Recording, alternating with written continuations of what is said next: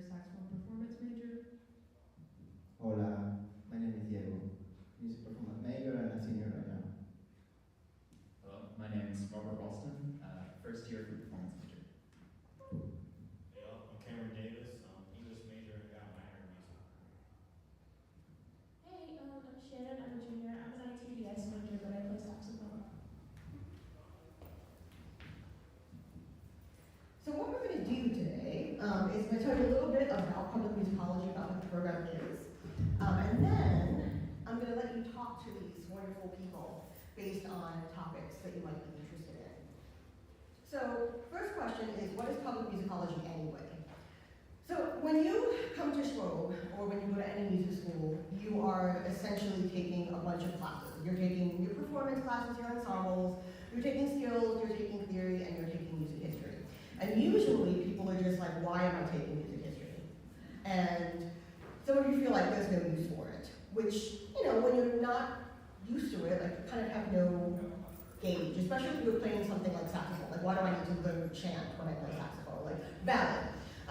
But what public musicology is to bring the knowledge that you have as musicians to people who are not musicians.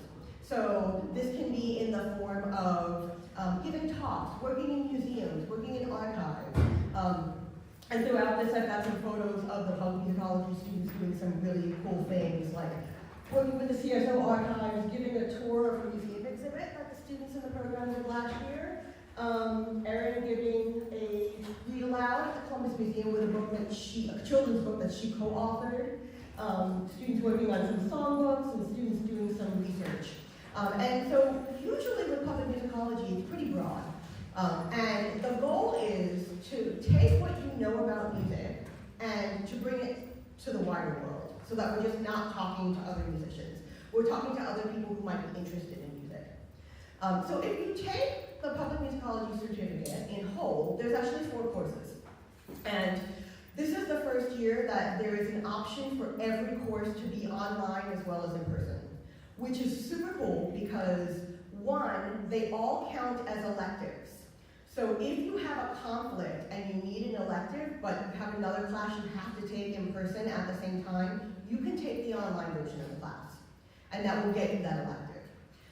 And you can switch up. So like if you want to do classes in person, but there's one semester you can't, you can switch online.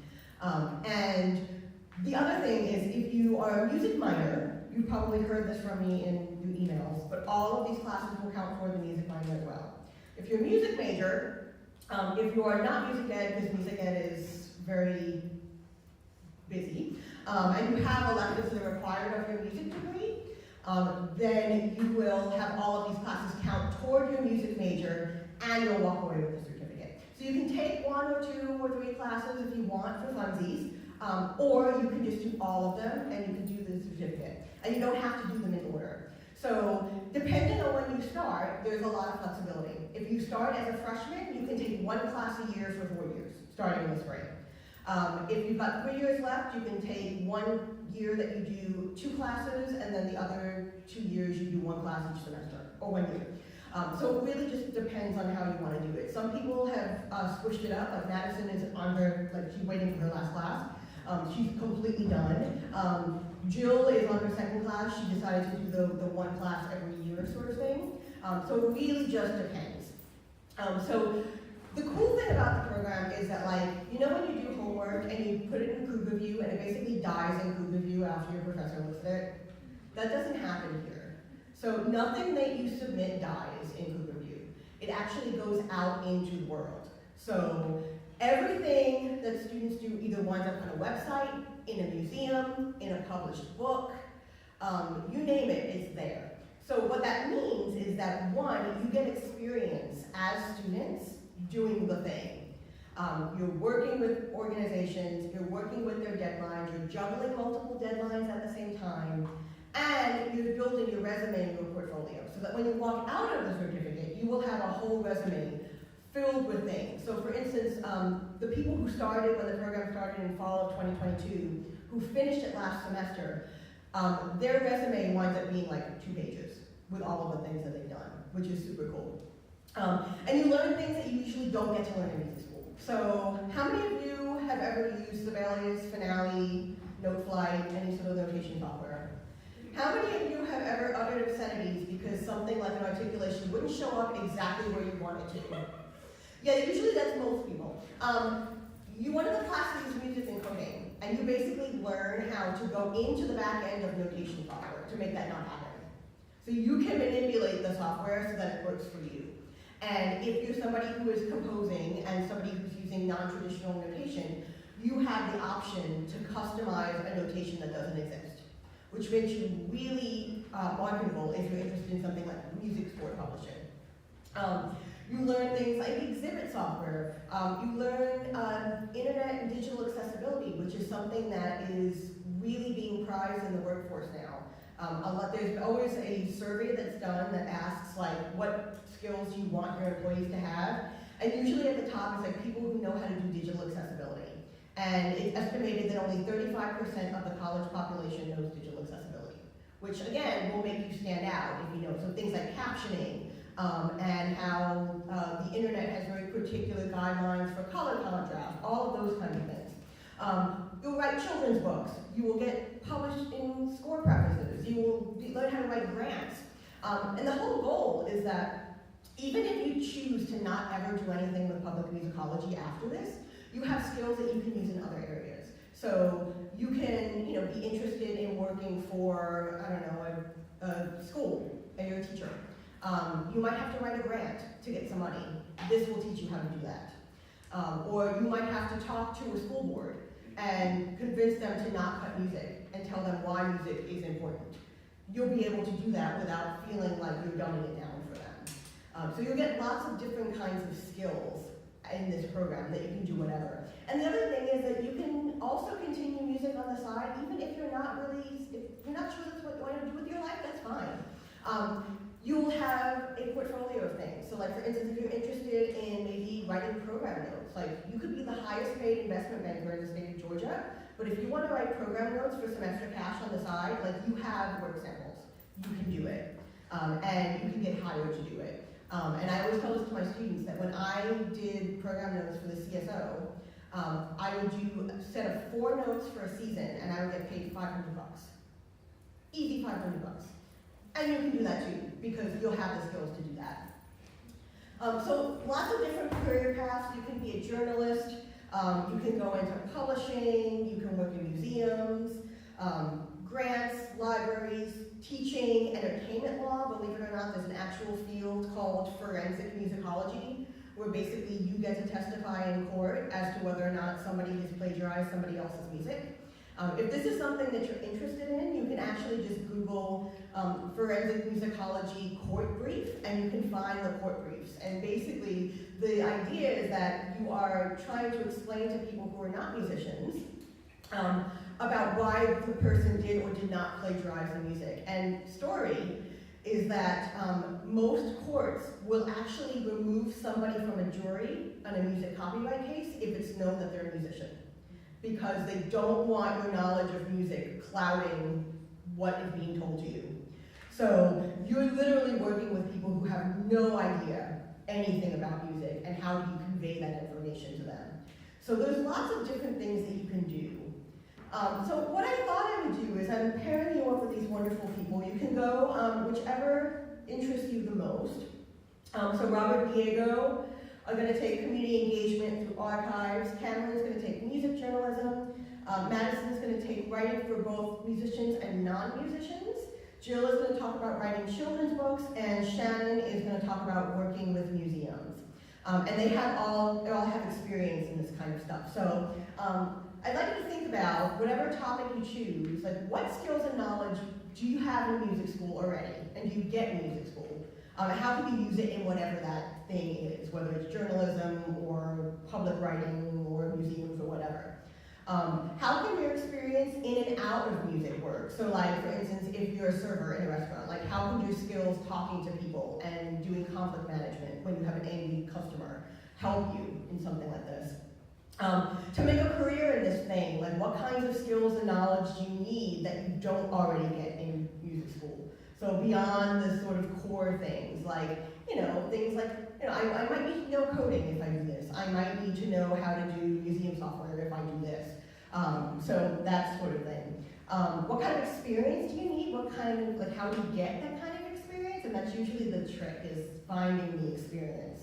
And what kind of jobs can you get in this thing, and where can you work? And then any questions that you have for the people about their experience in the certificate, or their experience in the classes, or the projects that they've done. So some of them, this is their first semester taking classes. For some of them, they're almost done. And so there's a variety of levels of lots of different experience in the program and different things. So it's 2:42. I'm going to give you all until, say, 3:05 to chat with your people. And then we'll come back together and they will report out what y'all talked about. So, how about it?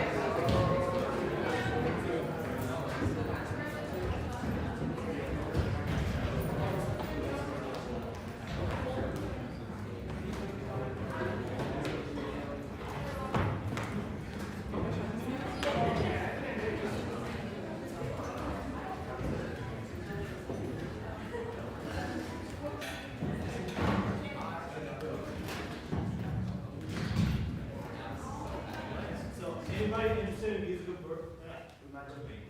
anybody interested in musical journalism? I'll be right here. We've got music journalism there. We've got writing for musicians, non-musicians here. Community engagement archives over there. Museums over there, and then writing children's books over here.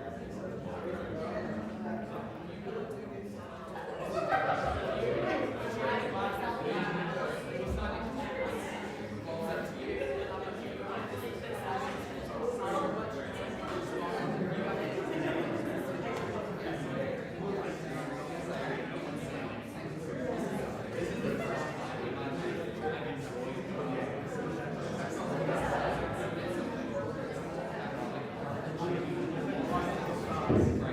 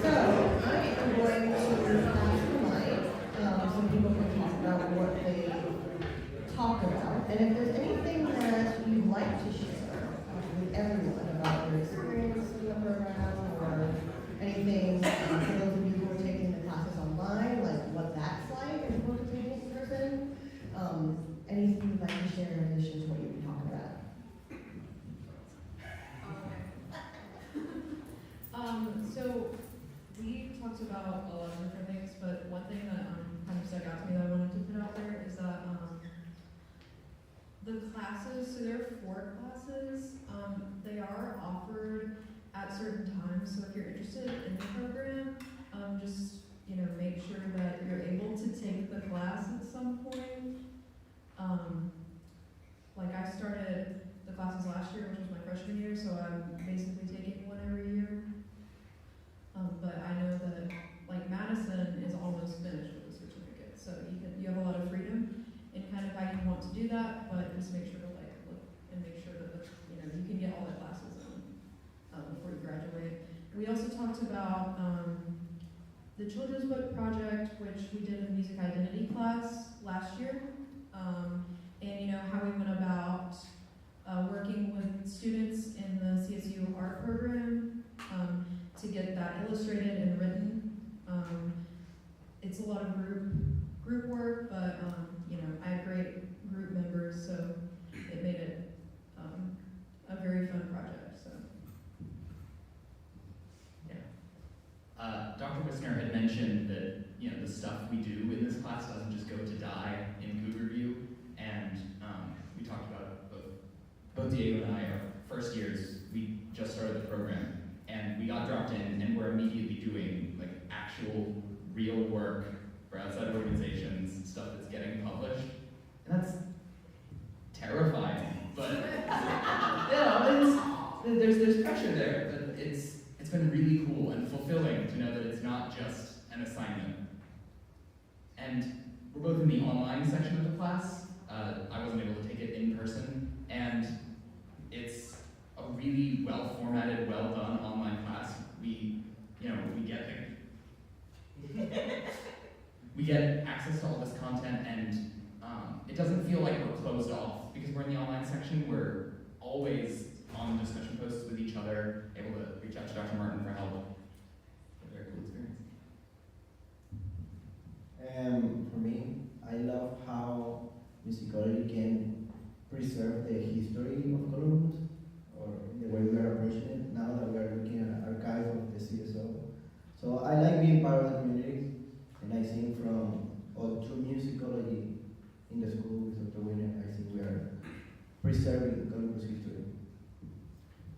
Hey, so once again, I'm Shannon. I was the museum small group. A lot of the things we talked about, like what kind of skills you can get from working in museums, is like how to talk to and communicate and reach people who aren't super technical about music, because you don't have to know everything about music theory in order to enjoy art forms, and it kind of helps you learn how to work with and just kind of befriend other people who may not be exactly like you. And I think we can get like a little absorbed in like the music school life and like take things for granted. And I think one of the things that you can learn is how to like condense things into small chunks, like writing skills, like not to elongate things too much, but also to kind of condense it enough to really cover the gist of it, and the reader doesn't get bored, and they actually feel like they're being engaged. So I think it's also cool that we sometimes have like guests and professionals come and help us, like whether online or in person, to just kind of show us how things are done and kind of walk us through everything. And I think it's great. So, this is my first semester taking a public musicology class, and one thing I kind of brought up with my group and relating it to music journalism was how you get to talk about things that people might not have even heard of. So Robert said, Dr. Witter said, the stuff you turn into Cougar View, that doesn't die. That's gonna live forever in somebody's memory until they die. But that's yeah, I got the point. It's the importance of also preserving history and continuing these stories that continue to go unheard throughout the centuries. I think that's one of the most important parts of the public musicology, as well as music journalism.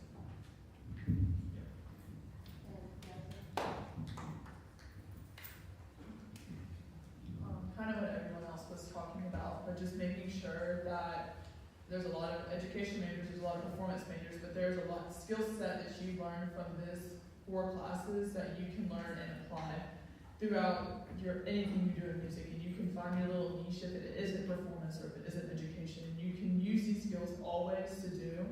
And the projects you do in these classes are like absolutely amazing. Like the CSO project that Diego just talked about is absolutely phenomenal. We have the opportunity to work right next door to the people we share a building with, the orchestra, and find out the history. And the history is amazing if you actually go and look through all the archives and stuff that we've all uploaded into. And it's just so amazing to do research and just to find stuff and just find what you like to do with the program and see, yeah, so that's what we're talking about.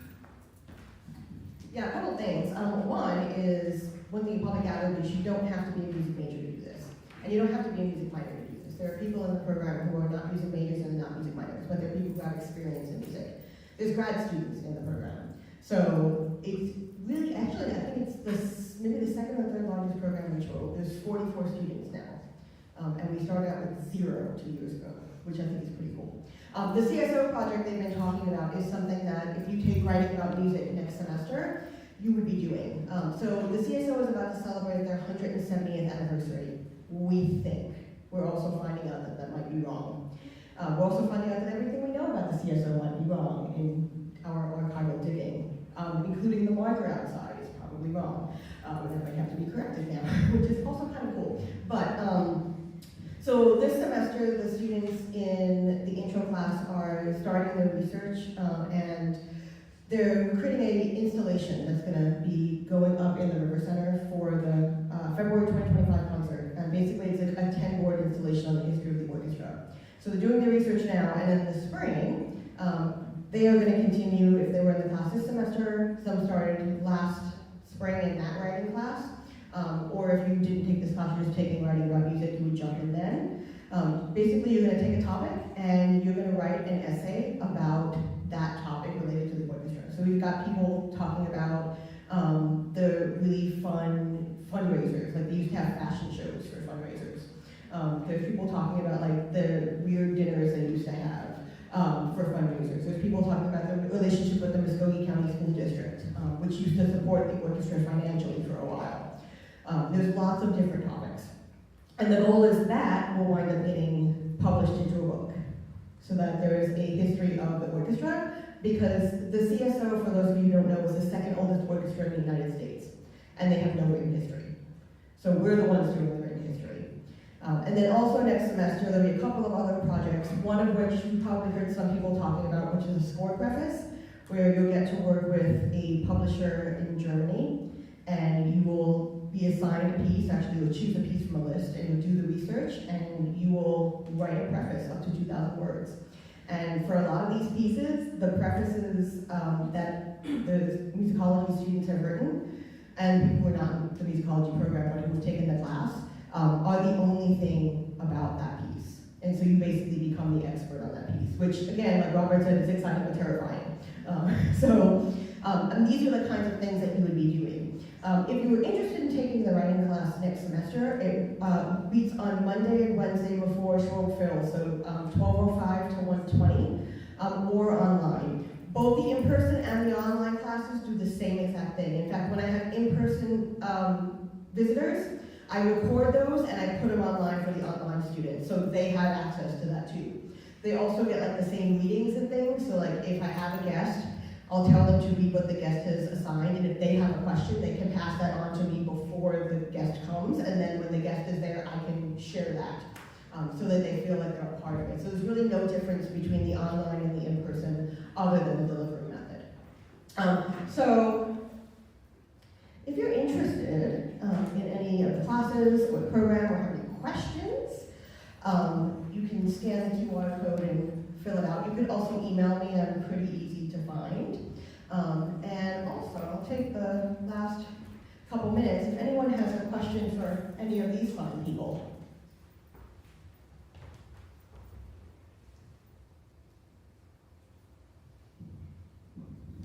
What got y'all interested into public musicology in the first place? He's like, For me, it was program notes. I had gone to a series of concerts where I hadn't known anything about the rep beforehand, and I notes about who the composers were, what they were doing, where in their life they were, and about, you know, the form of the pieces, the actual theory behind it. And I had never, you know, heard these pieces before, but I feel like I knew them before I listened, and it made those concerts magical experiences. It's like, oh, I kind of want to do that.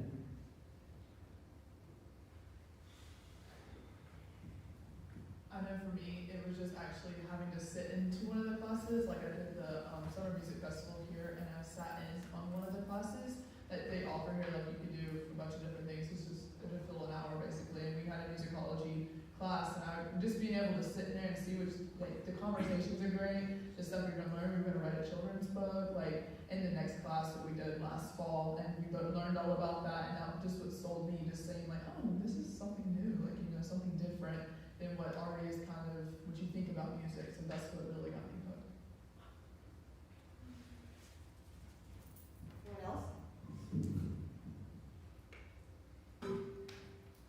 So if you have any friends that you know that are like music nerds but don't want to be music majors or minors, but they might be interested in something like this, you can let them know it exists. We're the only program in the United States that is in existence for this.